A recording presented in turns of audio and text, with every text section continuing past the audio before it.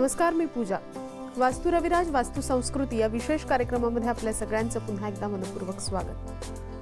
गेल्या भागात आपण वास्तुशास्त्र आणि करिअर या विषयावर मार्गदर्शन जाणून घेतलं. या भागात आपण वास्तुशास्त्र आणि आर्थिक तणाव या विषयावर मार्गदर्शन जाणून घेणार आहोत.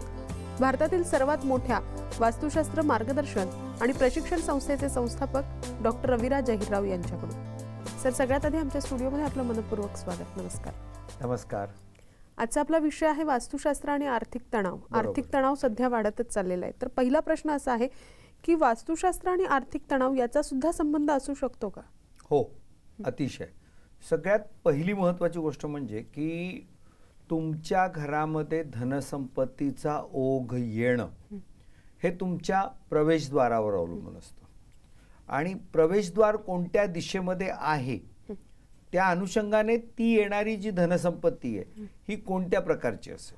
म्हणजे असं आहे की साधारणपणे उत्तर, ईशान्य, पूर्व म्हणजे नॉर्थ, नॉर्थ ईस्ट आणि ईस्ट, किंवा मग दक्षिण आग्नेय ज्याला आम्ही साऊथ ऑफ साऊथ ईस्ट म्हणतो, आणि पश्चिम वायव्य म्हणजे वेस्ट ऑफ नॉर्थ वेस्ट, या जर 5 दिशांमध्ये जर तुमचं प्रवेशद्वार असेल तर पैसा चांगला येतो. म्हणजे येणारी लक्ष्मी ही सात्विक असते, चिरकाल टिकणारी असते आणि वृद्धिंगत होणारी असते. पण दक्षिण किंवा साऊथ वेस्टचा दरवाजा, या दरवाजाची खासियत अशी असते की या दरवाजातून येणारी लक्ष्मी ही भरपूर चांगली असते, पण ती येताना वाईट सवय घेऊन येते. म्हणजे तुम्हाला अय्याशीकडे घेऊन जाते आणि पैशाची उधळपट्टीची सवय लावते. वायव्य दिशेचा दरवाजा हा वाऱ्याच्या वेगाने पैसा येतो, दुप्पट वेगाने बाहेर जातो. आणि आग्नेय दिशेचा दरवाजा असा आहे की पैसा भरपूर येतो पण त्याचा उपभोग नाही होत. म्हणजे आला पैसा, वायफळ पैसा खर्च केला. अशा प्रकारे बेसिकली आता आर्थिक तणाव कशामुळे निर्माण होतो, तर पहिली गोष्ट या गोष्टी म्हणजे पैसा येणं ही महत्वाची गोष्ट. दुसरी गोष्ट तो वायफळ खर्चात न जाणं, त्याची गुंतवणूक आणि बचत चांगली होणं, म्हणजे कुठेतरी तो स्थिर होणं. म्हणजे नॉर्थ ईस्ट पैसा आणून देतो, साऊथ ईस्ट त्या पैशाला गती देतो, अनप्रोडक्टिव्ह खर्च वाचवतो, तर साऊथ वेस्ट त्याला स्टॅबिलाइज करतो. त्यामुळे या सगळ्या दिशा ज्या आहेत या तुमचा पैसा येणं, टिकणं या सगळ्या गोष्टींवर. आलाच नाही तरी तणाव, आला आणि वायफळ खर्चात गेला तरी तणाव, आणि आला आणि कुठेतरी अडकला म्हणजे पुन्हा तणाव. सो या सगळ्या गोष्टी वास्तुशास्त्राचा तुमच्या पैशाच्या आर्थिक परिस्थितीवर परिणाम करत असतात. आणि म्हणून बेसिकली एक लक्षात घ्या की आर्थिक तणाव बेसिकली नो डाऊट आज माणसाच्या गरजा वाढत चालल्या आहे, अपेक्षा वाढत चालल्या आहेत, त्यानुसार तो खर्च वाढवतोय, किंवा काही वेळा माणसं अविचारी किंवा अविवेकी वृत्तीने वागून सुद्धा आर्थिक संकट ओढवून घेतात. पण त्याच्यामध्ये वास्तुशास्त्र हे सुद्धा एक महत्वाचा फॅक्टर आहे, ही गोष्ट लक्षात घेतली पाहिजे. आणि जर या फॅक्टर्सना जर आपण व्यवस्थित कॉम्बॅट केलं किंवा मॅनेज केलं व्यवस्थित, तर निश्चितपणे आलेला पैसा वृद्धिंगत होणं, टिकणं हे सहज शक्य असतं. नक्कीच नक्कीच. सर, बऱ्याच वेळेला आर्थिक तणाव हा जो आहे तो वेगवेगळ्या प्रकारे येत असतो. म्हणजे त्याला कारणीभूत पैसा न टिकणं ही सुद्धा एक बाब असू शकते. तर पैसा न टिकणं यामागे नेमकं काय कारण असू शकतं आणि त्याला आपण वास्तुशास्त्राची जोड कशी काय लावू शकतो? पहिली गोष्ट एक लक्षात घे, पैसा न टिकणे मी आत्ताच थोड्या वेळापूर्वी सांगितलं की एक तर पहिली गोष्ट कशी आहे की आग्नेय दिशेचा दरवाजा, साऊथ ईस्टचा दरवाजा, पैसा भरपूर येतो. म्हणजे पगार गल्लठ्ठ पगार असेल पण 22-23 तारखेला या माणसाचा खिसा रिकामा असणार, आणि पैसा कुठे गेला हे जर त्याला विचारलं तर तो सांगू शकणार नाही. म्हणजे असे अनावश्यक म्हणजे अनअवॉइडेबल खर्च टाळता येत नाही पण त्याच्यातून रिटर्न्स नाही. सो हा जो प्रकार आहे, किंवा वायव्यचा दरवाजा, वाऱ्याच्या वेगाने पैसा येणार पण यायच्या अगोदर त्याचे जायचे रस्ते तयार झालेले असतात.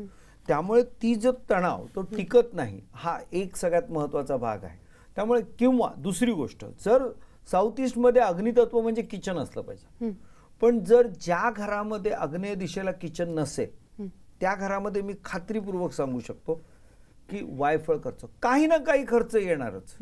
आज काय टीव्ही बिघडला, परवा काय फ्रीज बिघडला, तेरवा काय काहीतरी गॅसची शेगडीला हे झालेलं आहे, असे खर्च येतात. किंवा आजारपण आलं, आणि आजारपण आलं तर नॅचरली तुम्हाला डॉक्टरकडे गेलंच पाहिजे, सांगितलेला खर्च केलाच पाहिजे. रिटर्न्स काय, तब्येत सुधारली. पण मग अल्टिमेट सेव्हिंग इन्व्हेस्टमेंट नील.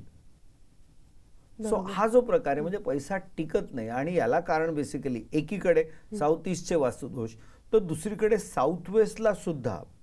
म्हणजे मी एक उदाहरण इथे असं सांगेल की माझा एक क्लायंट ज्याने एका बिल्डिंगमध्ये 2 BHK फ्लॅट घेतला.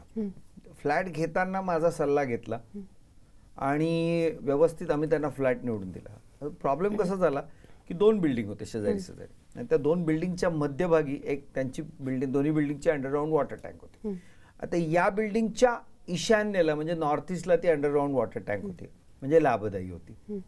याची प्रगती झाली, खूप चांगली प्रगती झाली आणि याने 3 BHKचा फ्लॅट घेतला बाजूच्याच बिल्डिंगमध्ये. तेव्हा मला नाही विचारलं, पैसे आले सर काय सांगू, एकदम घाईघाईत आला. तो समोरचा विकणारा होता, मी घेतला पटकन, त्यावेळी लक्षात नाही राहिलं.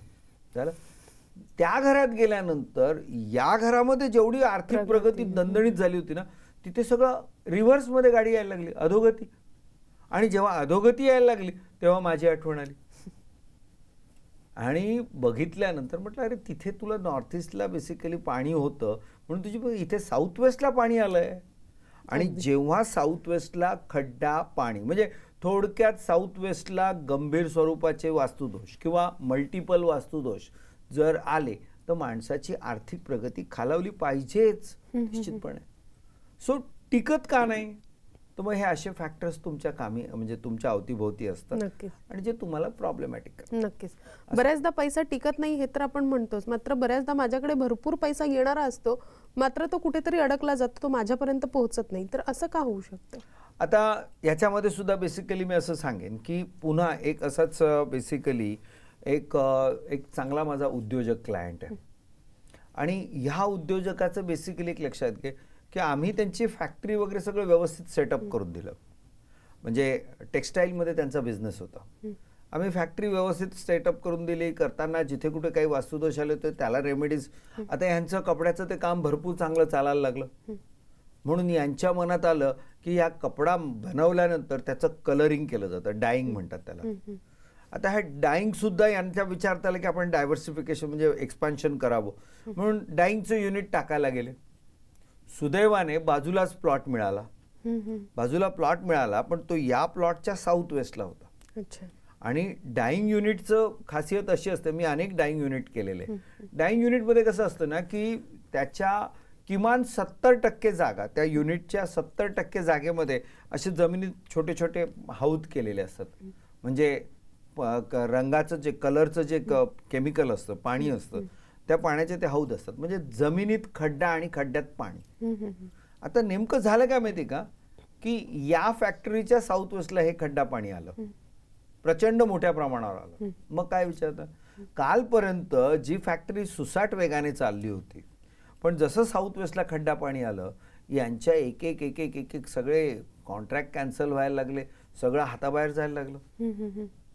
मग बेसिकली लक्षात घे, जनरली एक गोष्ट माणसाची एक प्रवृत्ती आहे जी ह्या कार्यक्रमाच्या निमित्ताने मला नेहमी सांगावीशी वाटते. माणूस जेव्हा प्रगतीच्या पथावर असतो ना तेव्हा पुढचा मागचा विचार न करता बिनधास्त करतो. म्हणजे इथे मला एक माझ्या पुण्यातल्या एका बिल्डर क्लायंटचं नाव सांगायला म्हणजे उल्लेख करावा असं वाटेल की जोरदार प्रगती चालली होती आणि त्याचे 1-2 प्रोजेक्ट मी बघत असताना त्याने मला रस्त्याने कारमधून जाता जाता सर मी हा प्लॉट घेतोय फक्त एवढं सांगितलं. पण जाता येता मी बघितलं होतं त्या प्लॉटच्या एका बाजूला मुस्लिम कब्रस्तान तर दुसऱ्या बाजूला ख्रिश्चन कब्रस्तान. मी त्याला तेव्हा सांगितलं मुळीच घेऊ नकोस, लक्षात ठेव. पण साहेब सुसाट वेगात चालले होते ना प्रगतीच्या, विचार केला नाही. तुला सांगतो 16 वर्ष झाले तो प्लॉट पडू नये आणि बांधकाम अर्धवट बंद पडला.